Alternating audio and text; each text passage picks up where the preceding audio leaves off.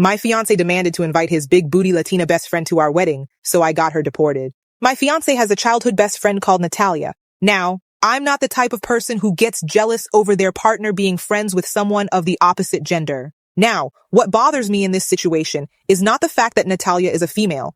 It's the fact that she literally cannot respect anyone's boundaries. She always tries to touch my fiancé, and her only excuse is that she wants to see it when it drags on the floor. What the flip, right?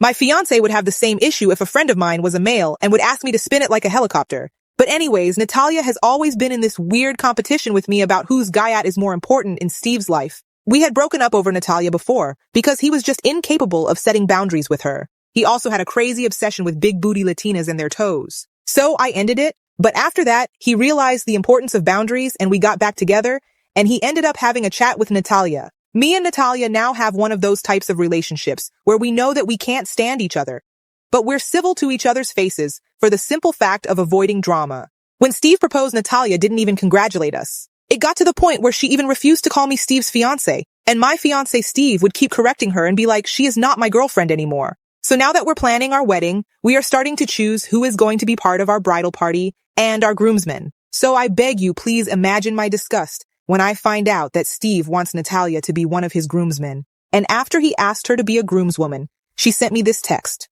Just so you know, I am and always will be Steve's biggest priority. You two may have kids one day, you may share a house, but just know that he will never be able to unsuck all 10 of my toes. I will always be a priority to him because he picked me as a groomswoman, knowing how much it would upset you. She said I was more flatter than a piece of paper, then went on to tell me that I should stay in my lane and learn my place.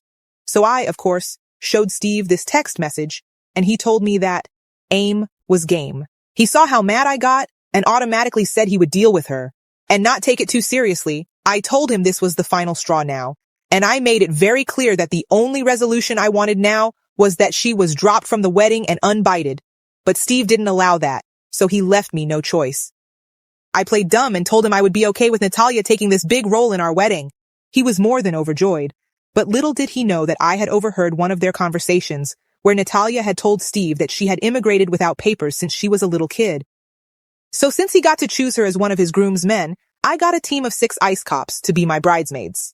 The day of the wedding came, and of course, Natalia wore a long white dress. Too bad that when she was halfway down the aisle, she got jumped on by all 6 of the ice cops and deported.